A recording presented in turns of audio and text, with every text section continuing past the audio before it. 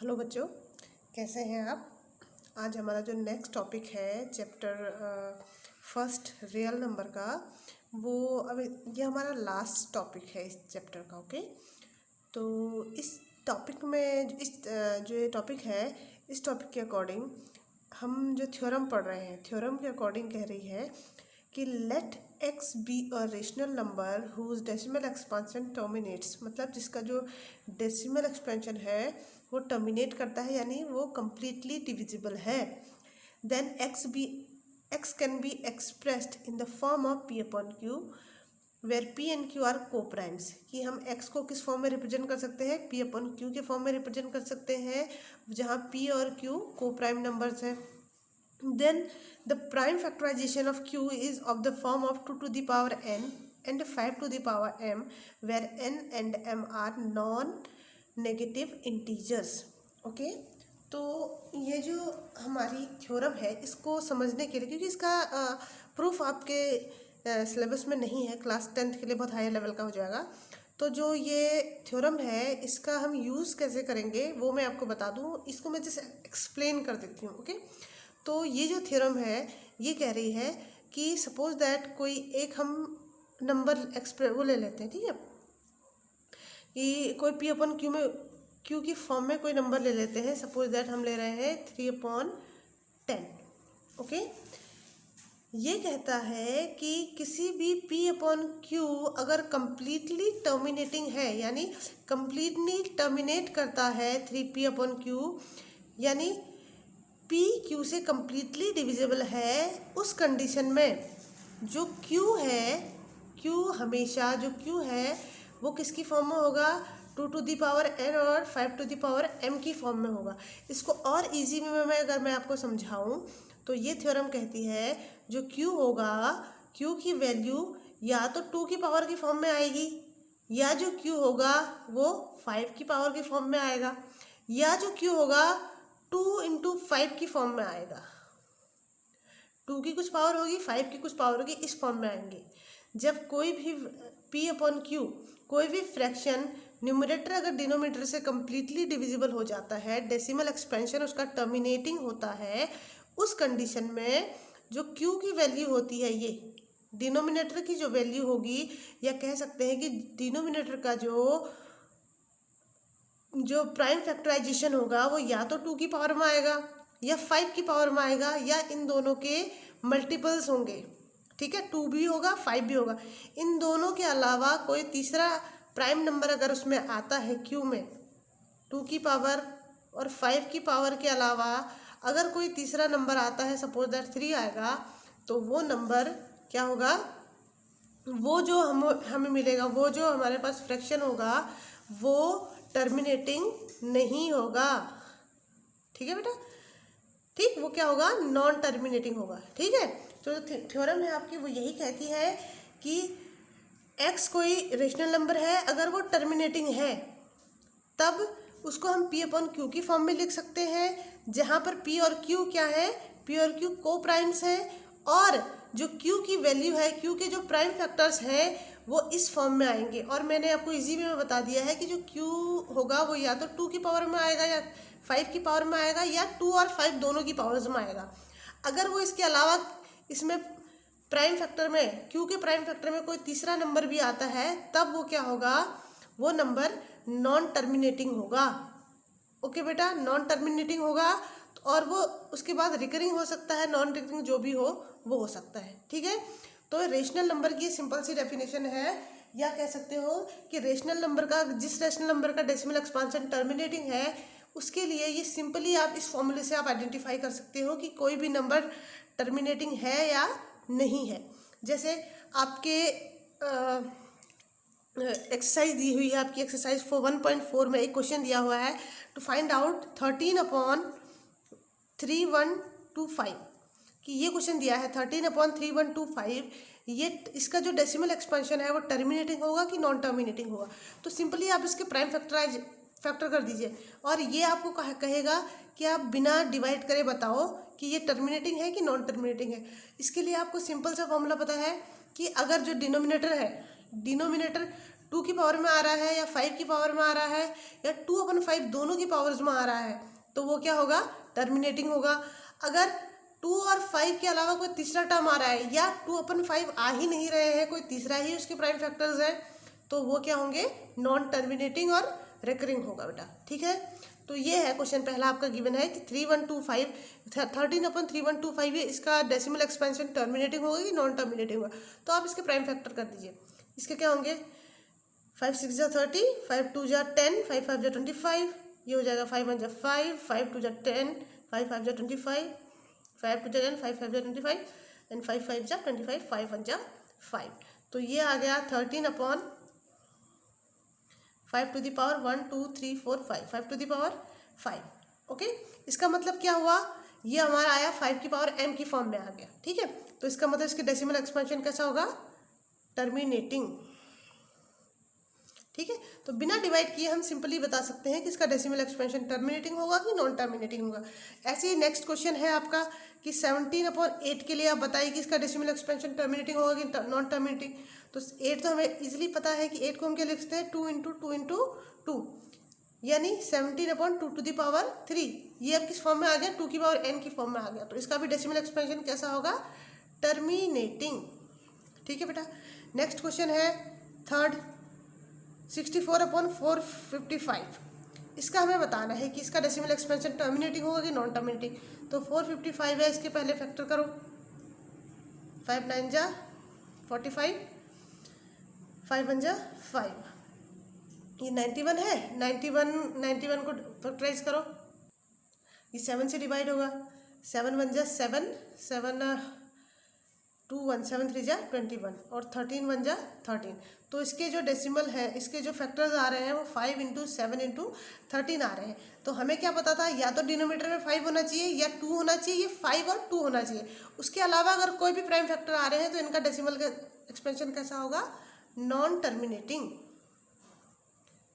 ठीक है बेटा, ये है आपकी थ्योरम और इसी को यूज़ करके आप जो मतलब सिंपली आप देखकर बता सकते हैं कि किसी भी फ्रैक्शन का या किसी भी इस तरह के जो भी आपको नंबर दिए हैं उनका डेसिमल एक्सपेंशन टर्मिनेटिंग होगा कि नॉन टर्मिनेटिंग होगा। ओके, ये है आपका एक्सरसाइज 1.4 के कुछ क्वेश्चंस हैं और बचे हुए क्वेश्चन भी इसी तरह के हैं, उनको आप खुद से सॉल्व कर सकते हैं।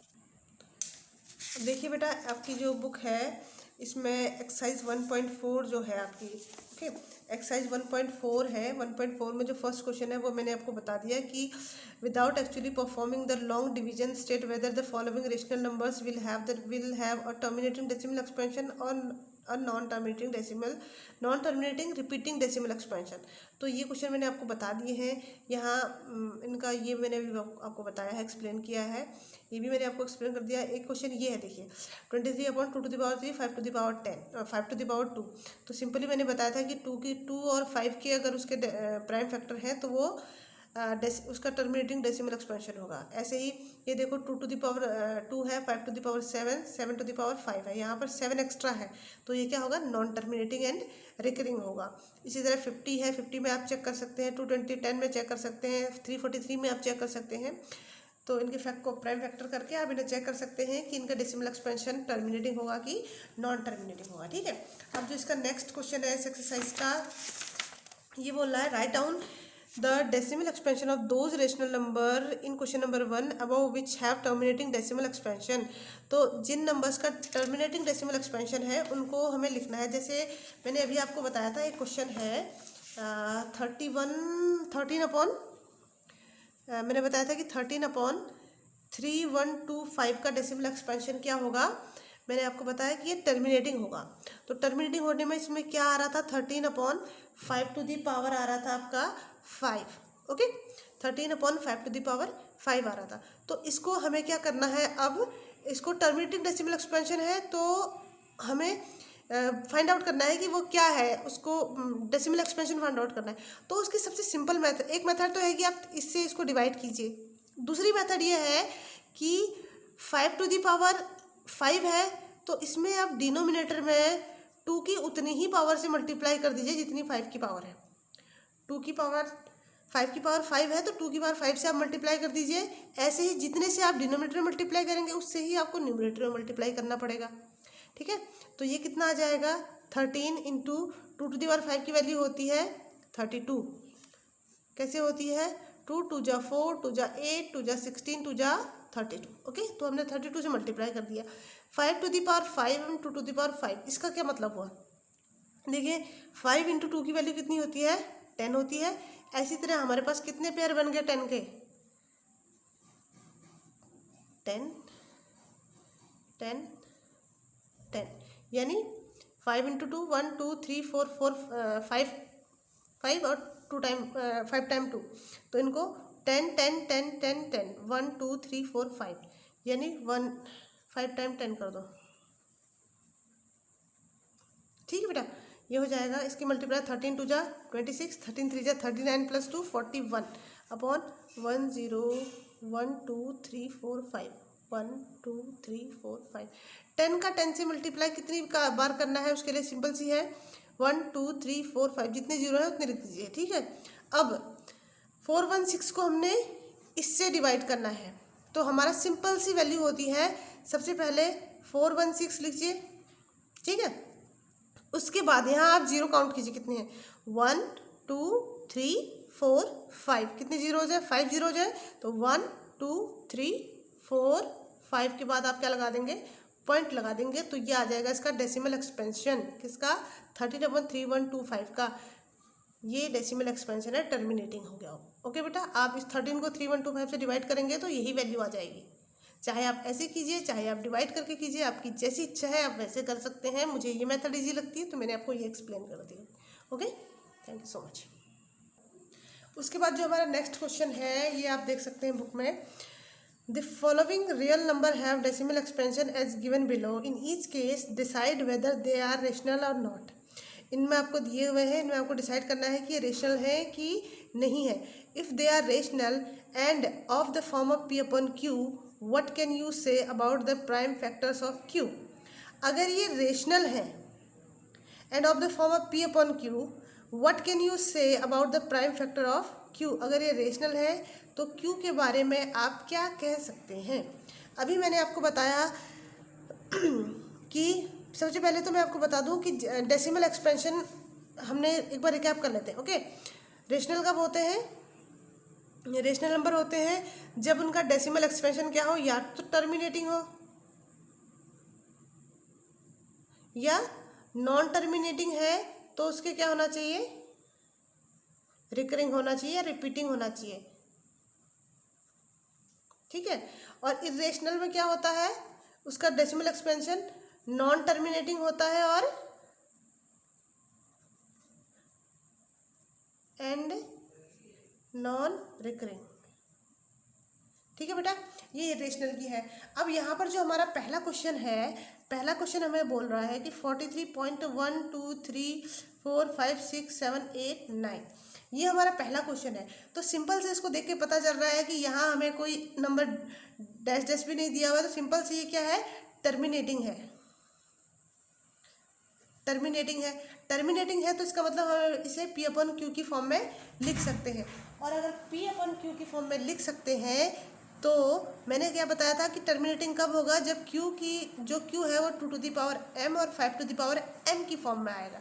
इसका मतलब जो क्यू है वो 2 की पावर और 5 की पावर की फॉर्म में होगा, और इसीलिए इसका जो डेसिमल एक्सपेंशन है वो क्या है, टर्मिनेटिंग है। ठीक है बेटा, सेकेंड क्वेश्चन हमारा जो है ये देखिए, 0.120 1200 12000 12000 बढ़ते जा रहा है। इसका मतलब ये रिपीट नहीं कर रहे, नॉन टर्मिनेटिंग तो है, ये क्या है, नॉन टर्मिनेटिंग है, क्योंकि इसका जो डेसिमल है वो जो क्वेश्चन है वो बढ़ते चले जा रहे हैं, बट ये रिपीटिंग नहीं है।